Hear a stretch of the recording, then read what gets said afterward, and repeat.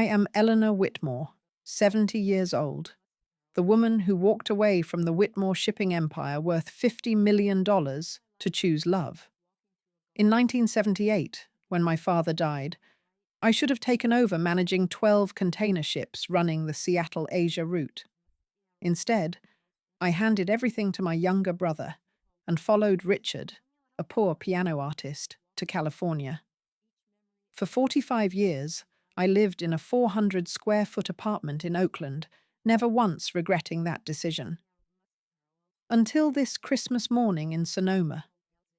The sweet smell of waffles drifted through the warm air, the cheerful clinking of glasses echoed from the living room, and Amanda, my daughter-in-law, placed a cheap Christmas card in my hands. "Don't forget to bring the floor cleaner when you go home, Eleanor," she said with a cold smile. "People like you need to know their place." My hand left the spoon handle. Coffee spilled onto the white tablecloth in ugly brown streaks. Daniel, my son, just chuckled from the dining table. Not one word in my defense. I remained silent. I listened to my heartbeat. Then I smiled. "Thank you, dear. I'll remember that." But that night, in the dark room they called my place, something awakened. Not anger, but the real Eleanor Whitmore, the woman the world had forgotten. Stay with me, because what I did next would make them pay dearly. The morning after Christmas, I woke before dawn in that cramped guest room with its single window facing the garbage bins. For 45 years, I had been waking up in small spaces, telling myself that love was worth any sacrifice, that choosing Richard over the Whitmore fortune had been the right decision. But lying there in the grey, pre-dawn light, listening to Amanda's voice echo in my mind, "People like you need to know their place." I realized I had been living a lie, not the lie about choosing love. That part was true. Richard had been the most beautiful soul I'd ever known, a man who could make a room full of strangers weep with just a piano and his gentle voice. When I met him at a charity gala in 1978, I was Eleanor Whitmore, heiress to shipping lanes that connected continents, and he was just the evening's entertainment. But when he played Chopin's Nocturne in E-flat major, something in his music spoke to something in me that had been suffocating under the weight of boardroom meetings and profit margins. The lie I'd been living was thinking that choosing love meant I had to disappear. I rose from the narrow bed and walked to the mirror above the dresser. The woman looking back at me had kind eyes, yes, but they were the eyes of someone who had spent decades making herself smaller, quieter, more convenient. My grey hair was pulled back in the same practical bun I'd worn for 20 years. My clothes were the sensible, inexpensive kind that Amanda often glanced at with barely concealed disdain. Even my posture had changed over the years, shoulders slightly curved inward, as if I were always apologizing for taking up space. But as I stared at my reflection, I began to remember who I used to be. Eleanor Whitmore hadn't just inherited a shipping company, she had revolutionized it. At 25, fresh out of Stanford Business School, I had been the first woman to negotiate directly with the Longshoremen's Union. I had personally flown to Hong Kong to secure contracts that competitors said were impossible. I had stood in boardrooms full of men twice my age and made them listen, not because I was loud, but because I was right. That woman, the real Eleanor Whitmore, had never needed to make herself smaller. She had chosen love, yes, but she hadn't chosen invisibility. The house was still quiet as I walked to the kitchen to make coffee. Through the large windows, overlooking Amanda and Daniel's perfectly manicured backyard, I could see the morning fog rolling over the Sonoma hills. This house, with its granite countertops and designer fixtures, represented everything I had once walked away from. But sitting at their breakfast bar, sipping coffee from a mug that probably cost more than my monthly grocery budget, I felt something I hadn't experienced in decades. Clarity. Amanda appeared in the doorway at 8 o'clock sharp, already dressed in yoga attire that probably cost more than my monthly rent. She moved through the kitchen with the casual entitlement of someone who had never questioned her right to beautiful things, never wondered if she deserved them. "Oh, you're up," she said, not quite meeting my eyes. "I was going to mention, we've got that brunch with the Hendersons later. Family only. You understand? Family only." The words hung in the air between us like a slap. I was Daniel's mother, the woman who had raised him through scraped knees and broken hearts, who had worked double shifts to pay for his college education when Richard's music career wasn't enough. But I wasn't family. I was the inconvenient reminder of a life they preferred to forget. "Of course," I said calmly, setting down my mug. "I understand perfectly." But Amanda wasn't finished. She poured herself a glass of fresh squeezed orange juice, the expensive kind, not the frozen concentrate I bought at the discount grocery store, and leaned against the marble counter with studied casualness. "You know, Eleanor, I've been thinking. Daniel and I have been talking, and we feel like maybe it's time you considered, well, some kind of assisted living situation. Nothing dramatic, just somewhere you'd be around people your own age, people who understand what you're going through." What I was going through. As if grief were a disease. As if growing older was something shameful that needed to be hidden away. "There are some lovely places in Oakland," she continued, her voice taking on the syrupy tone people use when they're about to deliver bad news. "Much more affordable than trying to maintain your current lifestyle. And honestly, with Daniel's career really taking off now, we're going to be traveling more, entertaining more. It would be easier for everyone if you had your own support system." I looked at her, really looked at her, for the first time in years. Amanda was beautiful in the way that money could buy. Perfect teeth, perfect skin, perfect highlights in her perfectly styled hair. But there was something cold behind her eyes, something calculating that I had been too polite, too accommodating to see before. "You want me gone?" I said quietly. "I want what's best for everyone," she replied, not denying it. Daniel chose that moment to walk into the kitchen, still in his pajamas, scrolling through his phone with the distracted air of someone who had learned to tune out difficult conversations. My son, my beautiful boy who used to crawl into my lap when thunderstorms scared him, who used to bring me dandelions and call them roses, looked up at us with mild irritation. "What's going on?" he asked, as if we were discussing weekend plans instead of my exile from his life. "Just talking about Mum's options," Amanda said smoothly. "For her own good." Daniel nodded absently and opened the refrigerator. "Yeah, Mum, you should probably think about that. You're not getting any younger, and this commute from Oakland is probably hard on you." This commute. As if I visited them out of obligation instead of love. As if the 3-hour drive I made every other weekend was a burden I imposed on myself, rather than a desperate attempt to remain connected to the only family I had left. I stood up slowly, feeling every one of my 70 years in my bones. But for the first time in decades, I didn't feel old. I felt dangerous. "You're right," I said, watching both of their faces relax with relief. "I do need to make some changes."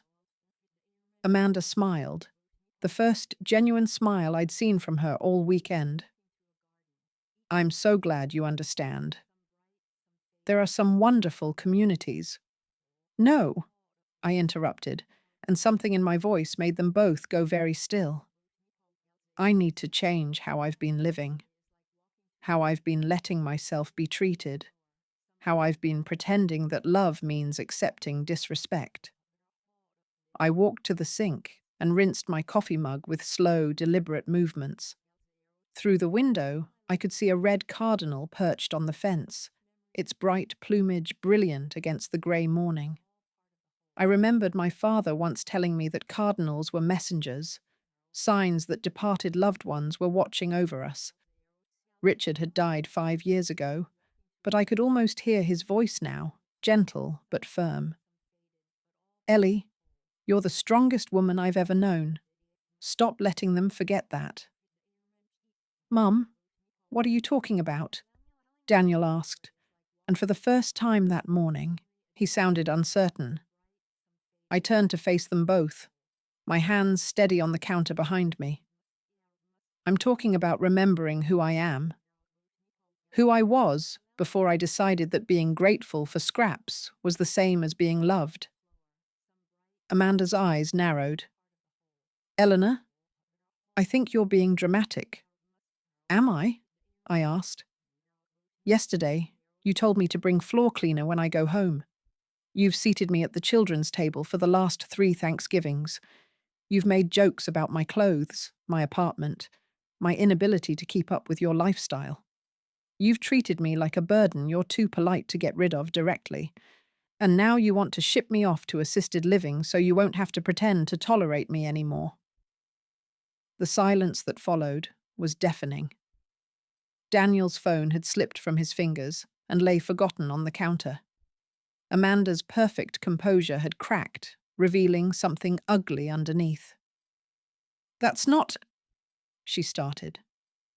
That's exactly what this is, I said. But here's what you don't know, Amanda. Here's what you've both forgotten. I'm not some doddering old woman who needs your charity. I'm Eleanor Whitmore, and I chose this life. I chose Richard over money, chose love over luxury, chose authenticity over appearances. But I never chose to disappear.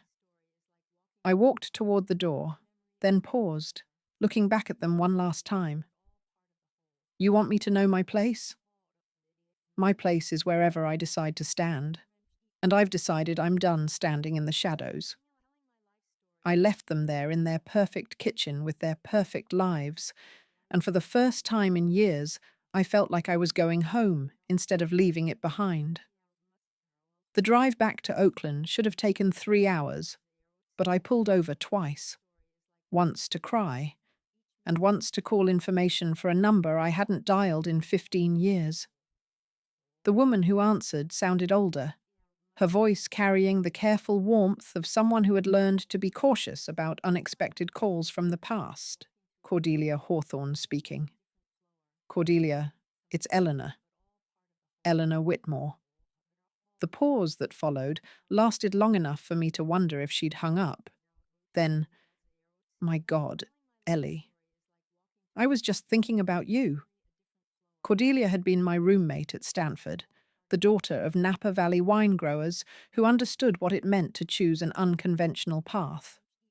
While I was revolutionizing shipping routes, she was pioneering sustainable viticulture, turning her family's small vineyard into one of California's most respected organic wineries. We'd been inseparable in college, bridesmaid in each other's weddings, godmother to each other's children. But life had a way of creating distance, and somewhere in the chaos of raising families and building careers, we'd let our friendship fade to Christmas cards and birthday wishes. I need to see you, I said, surprised by the urgency in my own voice. Can I come up? To Sonoma.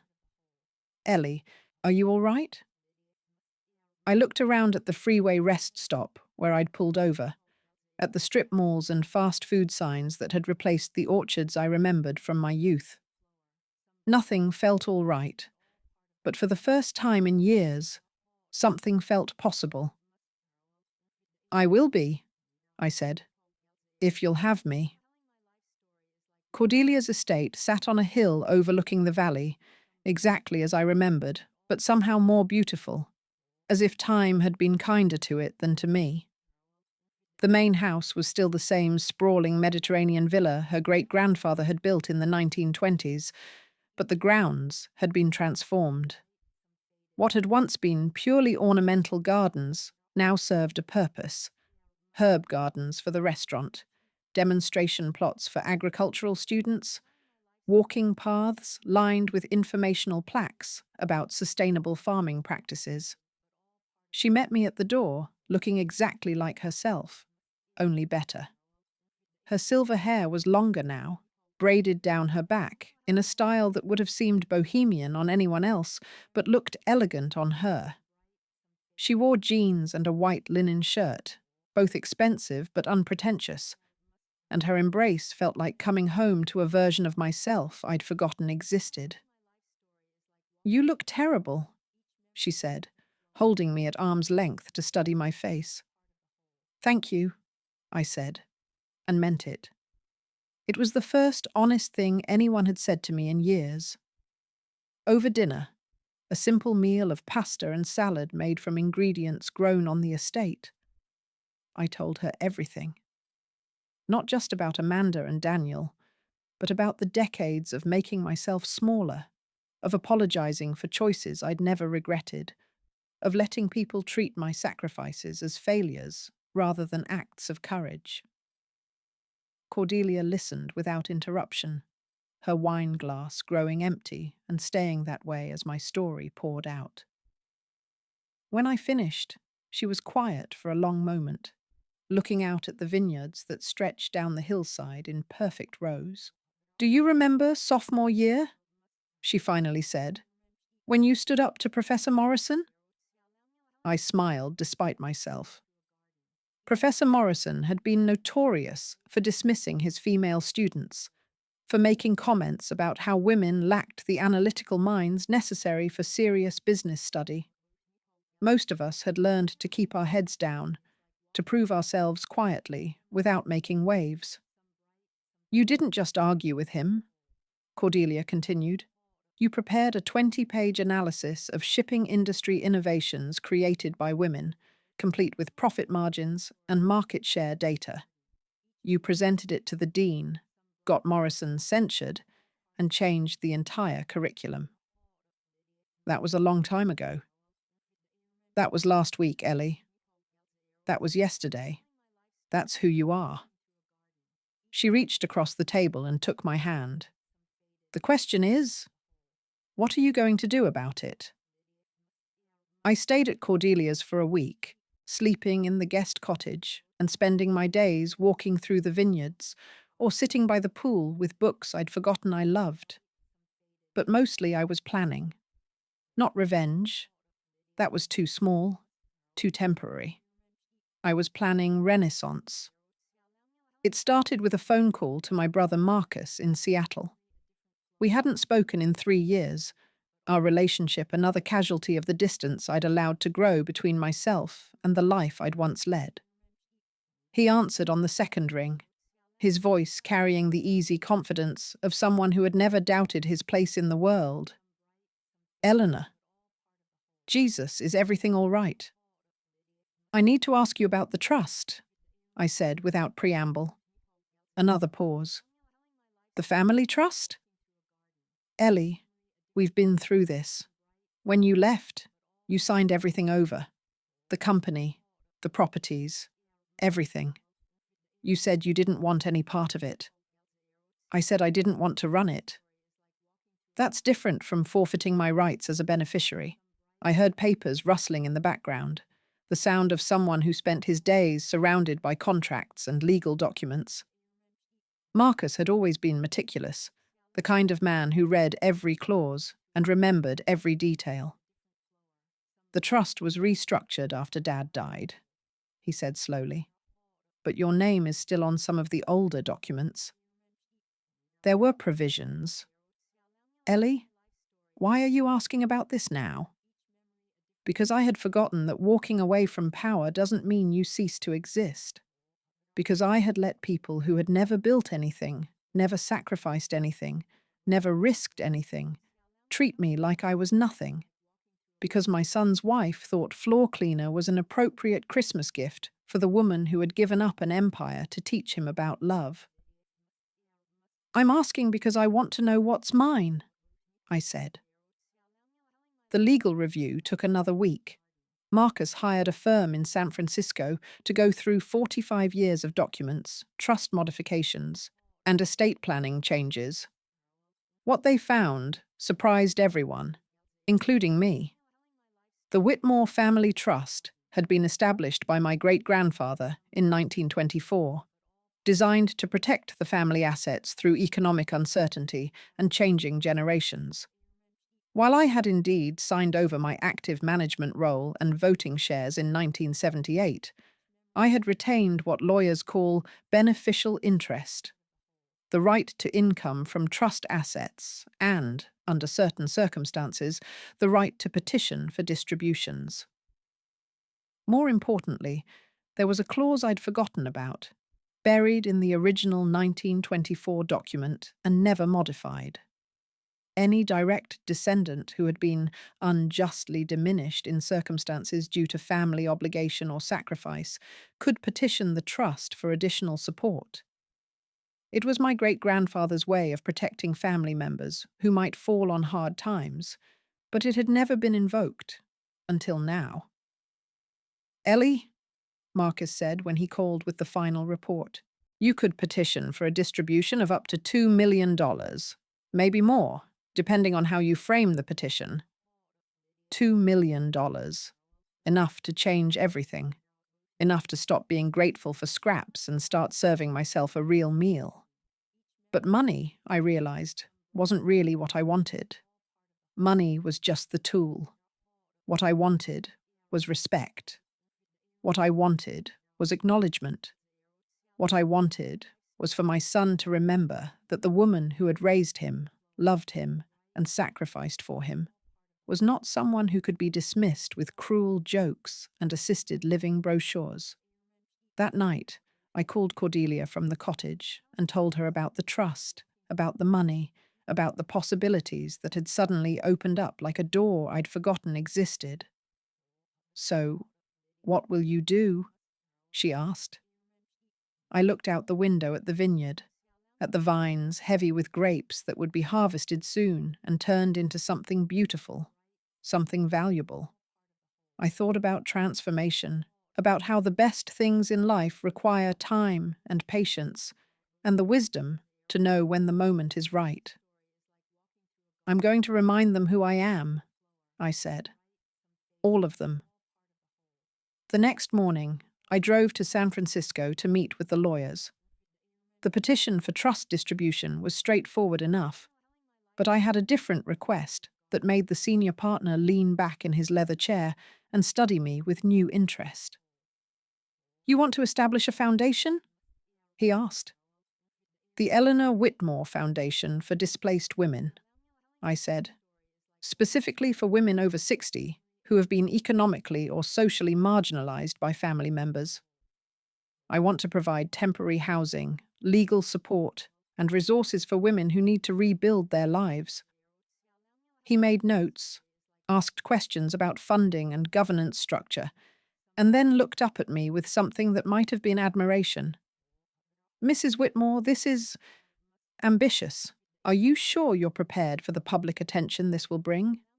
Once you file these petitions, your family will know exactly what you're doing." I smiled, feeling more like myself than I had in years. "That's exactly what I'm counting on." The paperwork took another 2 weeks. During that time, I did something I hadn't done in decades. I went shopping for clothes that fit the woman I was becoming instead of the woman I had been hiding. Not expensive clothes. I wasn't trying to compete with Amanda's designer wardrobe, but clothes that honored the Eleanor Whitmore who had once commanded boardrooms and negotiated international shipping contracts. I also started researching. Sonoma County had dozens of women's organizations, senior service groups, and advocacy networks. I began attending meetings, not as someone seeking help, but as someone offering it. I listened to stories that echoed my own. Women who had been pushed aside by ungrateful children, wives who had been discarded after decades of marriage, mothers who had been relegated to guest rooms in houses they had helped their children buy. At a meeting of the Sonoma County Women's Network, I met Janet, a retired teacher whose daughter had moved her from the family home to a studio apartment so she could rent out the main house. I met Patricia, whose son had convinced her to sign over power of attorney and then used it to control every aspect of her life. I met Rosa, who had worked 3 jobs to put her children through college and was now being told she was too much of a burden to live with any of them. These women weren't looking for pity. They were looking for what I had been looking for: recognition that their lives had value, that their sacrifices had meaning, that they deserved better than grateful invisibility. "You know what the worst part is?" Janet said during one of our coffee meetings. "It's not the loneliness or the financial stress. It's the way they make you feel like you're being unreasonable for expecting basic respect." I nodded, thinking about Amanda's Christmas card, about assisted living brochures, about being excluded from family brunches. "They mistake our kindness for weakness," I said, "and then they're surprised when we stop being kind." By the end of my 3rd week at Cordelia's, the foundation paperwork was complete. The trust petition was filed, and I had a plan that would either restore my relationship with my son or end it entirely. Either way, it would be honest. I called Daniel that evening, the first time I had initiated contact since leaving Sonoma. "Mom, are you okay?" His voice carried genuine concern, which gave me hope that the boy I had raised was still somewhere inside the man who had become a stranger. "I'm fine, sweetheart. Better than I've been in years, actually. I'm calling because I want to invite you to something. Next Friday, there's going to be a press conference in San Francisco. I'd like you to be there." "A press conference?" "Mum, what are you talking about?" "I'm announcing the launch of the Eleanor Whitmore Foundation. It's a non-profit I'm establishing to help older women who have been marginalized by their families. The initial funding is coming from the Whitmore Family Trust, $2.5 million that I'm entitled to under the original trust documents." The silence on the other end of the line stretched long enough for me to wonder if the call had dropped. Then, "Mum, what the hell is going on?" "What's going on is that I remembered who I am," I said. "And I decided it was time everyone else remembered too." The press conference was scheduled for 10 o'clock on a Friday morning at the Fairmont Hotel in San Francisco. I chose the location carefully, elegant enough to command respect, public enough to ensure coverage, familiar enough to remind people that Eleanor Whitmore had once moved in circles that mattered. The ballroom where I had announced my engagement to Richard 47 years ago would now host my announcement of independence from the life that engagement had supposedly doomed me to. I arrived an hour early, wearing a navy blue dress that Cordelia had helped me select. It wasn't expensive, but it was perfectly tailored and made me look like exactly what I was: a woman who had found her power and wasn't afraid to use it. My hair was styled professionally for the first time in years, and I wore the pearl earrings Richard had given me for our 10th anniversary, the only jewelry I had kept from my old life. The reporters were expecting a small local story about a charitable foundation. What they got was something much larger. As I stood at the podium, looking out at the cameras and notebooks, I felt the way I used to feel in boardrooms: calm, prepared, and absolutely certain of my ground. "Good morning," I began. "My name is Eleanor Whitmore, and I am here today to announce the launch of the Eleanor Whitmore Foundation for Displaced Women.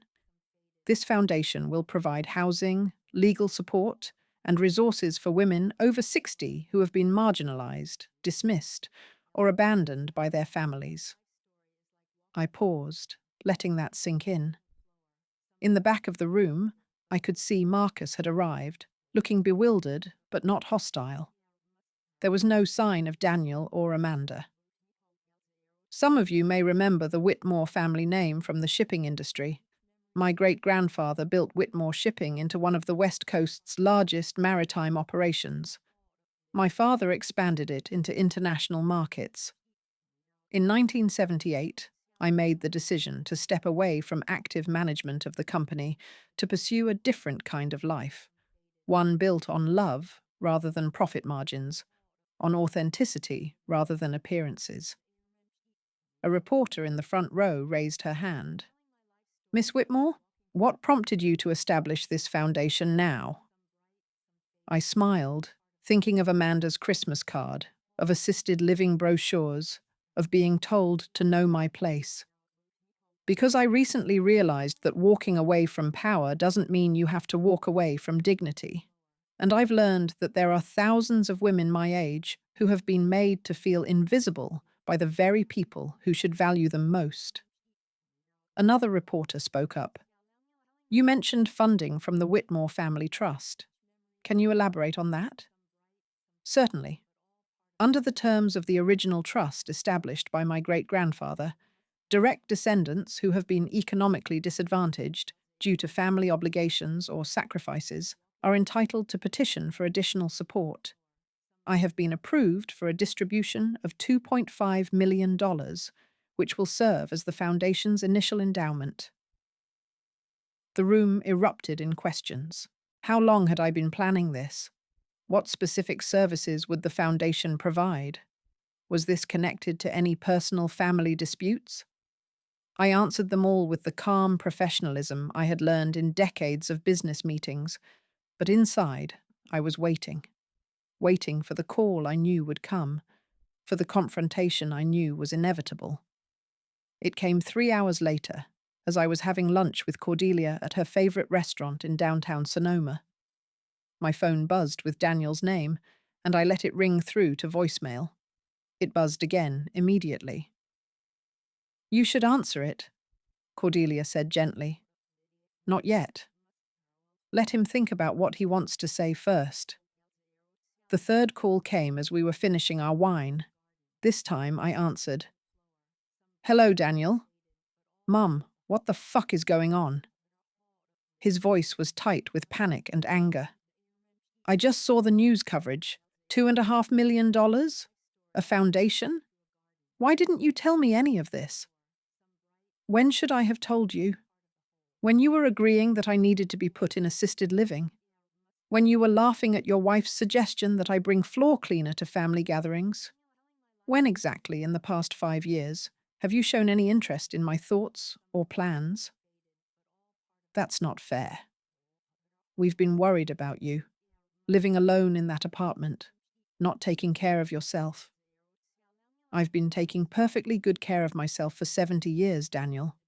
What I haven't been taking good care of is my self-respect. There was a pause, and when he spoke again, his voice had changed. The panic was still there, but underneath it was something I hadn't heard in years: uncertainty. Mum, please? Can we talk? In person? Amanda and I will drive up tonight. Amanda is welcome to stay home. This conversation is between you and me. She's my wife, Mom. We're a team. Then you've made your choice. Have a nice evening, Daniel. I hung up and turned off the phone. Cordelia was watching me with admiration and concern in equal measure. That was brutal, she said. That was necessary. He's been choosing Amanda over me for years. It's time he understood what that choice costs. Daniel arrived at Cordelia's estate the next morning at 8 o'clock, alone. I watched from the cottage window as he parked his BMW next to the fountain and sat for a moment, staring at the main house. Even from a distance, I could see the tension in his shoulders, the way he ran his hands through his hair, a gesture I remembered from his childhood when he was nervous about something. He had been a beautiful child, all dark curls and serious brown eyes, the kind of boy who collected beetles and asked questions about why the sky was blue. Even as a teenager, when Richard's music career was struggling and money was tight, Daniel had been proud of us, proud of our bohemian life in Oakland. proud of having parents who cared more about art and love than status and wealth. When had that changed? When had my son, who used to defend Richard's career to his classmates' parents, become someone who was embarrassed by his origins? I knew the answer. It had changed when he met Amanda. I opened the cottage door before he could knock. He looked older than his 42 years, tired in a way that went beyond physical exhaustion. His expensive suit was perfectly pressed, his hair professionally styled, but his eyes held the same confusion I had seen in him as a child when he couldn't understand why something he had counted on had suddenly shifted. "Come in," I said. He stepped inside and looked around the cottage, at the whitewashed walls, the comfortable furniture, the vase of roses Cordelia had cut from her garden that morning. It was simple but elegant, the kind of space that spoke of quiet good taste rather than ostentatious wealth. "This is nice," he said, and I could hear the surprise in his voice. "Sit down, Daniel." He chose the chair across from the small sofa where I settled myself. For a moment, we just looked at each other, mother and son, separated by years of small compromises and accumulated resentments. "I saw the news coverage," he said finally. "They're calling you the hidden heiress of Sonoma. There's speculation about family feuds, about you being cut off from your inheritance. Is that what bothers you? The publicity? What bothers me is finding out from CNN that my mother has access to millions of dollars and never told me. What bothers me is feeling like I don't know you at all." I leaned back against the sofa cushions, studying his face. "Daniel, do you remember the story I used to tell you about why your father and I met? You were at some charity thing. He was playing piano. It was a fundraiser for the Maritime Workers Union. Your grandfather had just died, and I was supposed to give a speech about Whitmore Shipping's commitment to fair labor practices, but I couldn't do it. Couldn't stand up there and talk about commitment when I felt like I was suffocating in commitments I had never chosen." Daniel shifted in his chair, clearly uncomfortable with this direction of conversation. "I walked out of that ballroom and found your father in the hotel bar, playing piano for tips. He was playing Chopin, this beautiful, heartbreaking nocturne, and I realized I had never in my life heard anything that honest. So I sat down and listened. And when he finished, I asked him if he knew any songs about freedom." "Mum, why are you telling me this?" "Because I want you to understand what I gave up, and why. I didn't leave the Whitmore fortune because I was running away from responsibility. I left it because I was running towards something more important. I left it to teach you that love matters more than money, that authenticity matters more than appearances, that being true to yourself is worth any sacrifice." Daniel was quiet for a long moment. When he spoke, his voice was softer, more like the boy I remembered. "I never asked you to sacrifice anything for me." "Of course you didn't. That's what made it a gift instead of an obligation. But Daniel, somewhere along the way, you forgot what that gift meant. You started seeing my choices as failures instead of acts of courage.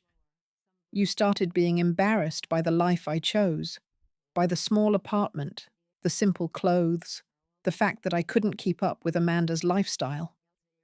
That's not true. Isn't it?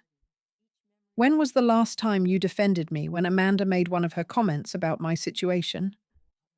When was the last time you included me in a decision about your life or asked for my opinion about anything that mattered?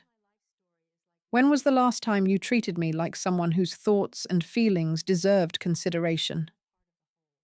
He looked down at his hands, and I could see that he was remembering, not just the Christmas card incident, but all the small cruelties that had preceded it, all the times he had chosen the easier path of letting Amanda's disdain go unchallenged. I didn't realize, he started. You didn't want to realize. It was easier to let her reshape the narrative, to let me become the eccentric old mother who needed managing rather than the woman who chose love over luxury and raised a son who used to be proud of that choice.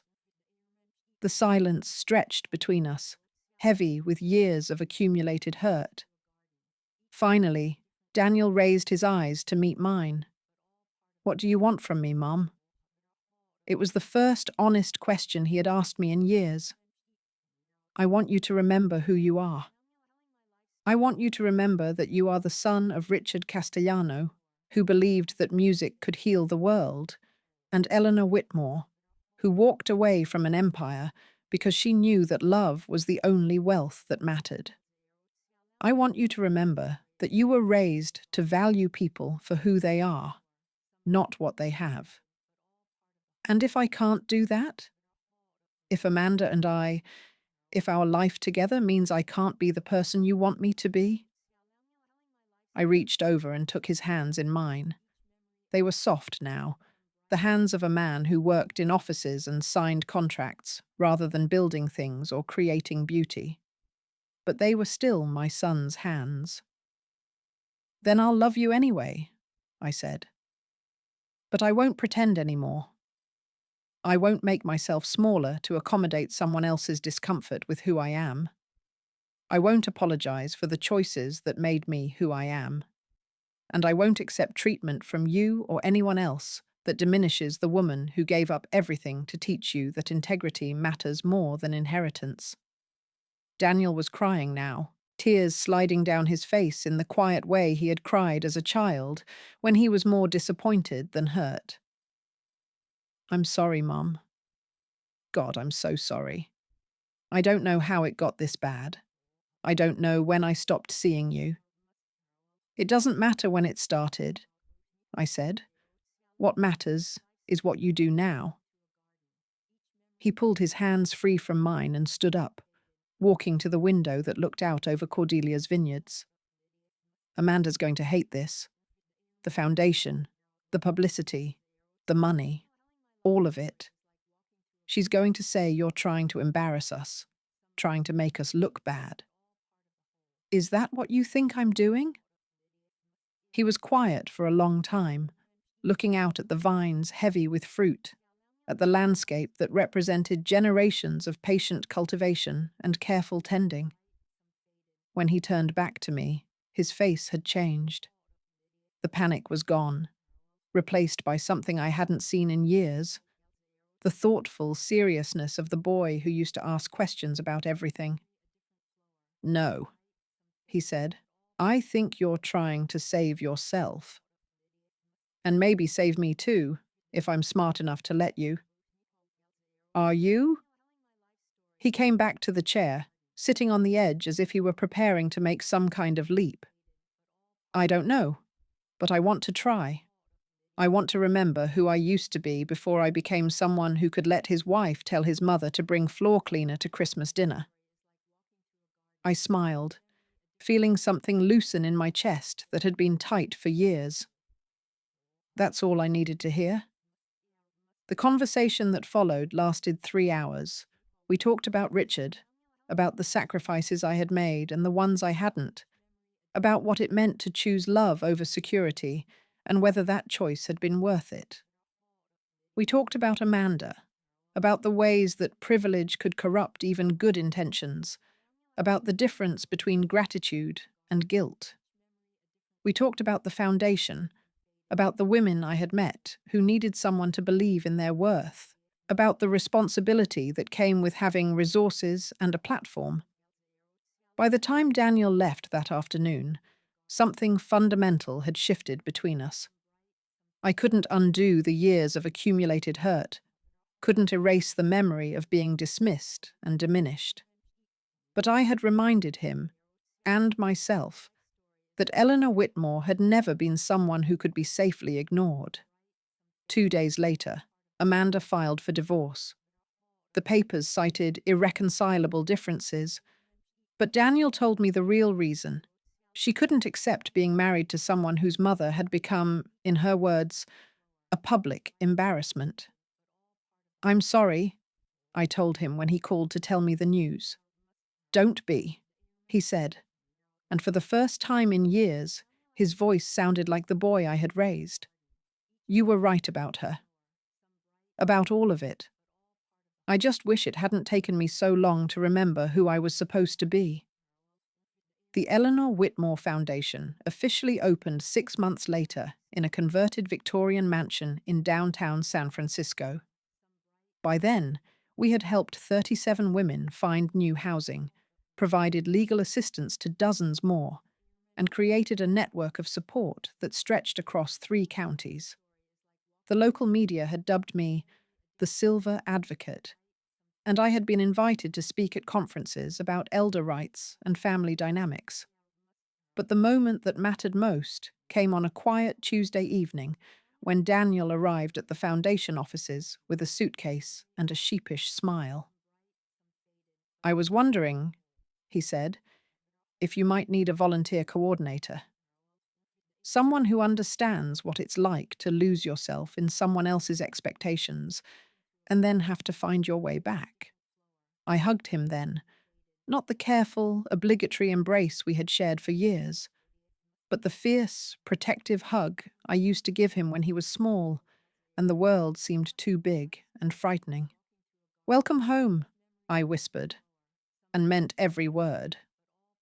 As I sit here now in my office at the Foundation, looking out at the San Francisco Bay where ships still carry cargo along routes my great-grandfather established a century ago, I think about the word inheritance. Most people think inheritance is about money, about assets passed down from one generation to the next. But the most important inheritance we can leave, or reclaim, isn't measured in dollars. It's the inheritance of dignity, of self-respect, of the knowledge that your worth isn't determined by other people's comfort with your existence. For too many years, I let other people define me by what I had given up rather than what I had gained. I let them see my choice of love over luxury as a failure rather than a victory. I let them treat my presence as a burden rather than a blessing. I confused gratitude with invisibility, kindness with weakness, love with surrender. But here's what I learned. Growing older doesn't mean growing smaller. It doesn't mean accepting disrespect disguised as concern, or tolerating dismissal disguised as care. It doesn't mean being grateful for scraps when you deserve a seat at the table you helped build. The women who come to our foundation, Janet, Patricia, Rosa, and hundreds of others, aren't looking for pity or charity. They're looking for recognition that their lives have meaning, that their contributions matter, that they deserve better than grateful invisibility. They're looking for what I found that morning after Christmas, when I looked in the mirror and remembered who I used to be. They're looking for permission to stop apologizing for taking up space in their own lives. Age gives us something that youth cannot: the wisdom to know what truly matters, and the courage to stop pretending that it doesn't. We've lived long enough to understand that respect isn't earned through submission, that love isn't proven through sacrifice. That family isn't defined by blood, but by the willingness to see each other's full humanity. If you're listening to this story and recognizing yourself in it, if you've been made to feel invisible, dismissed, or diminished by people who should cherish you, I want you to know something. You are not too old to reclaim your power. You are not too set in your ways to demand better treatment. You are not being dramatic when you refuse to accept disrespect disguised as family dynamics.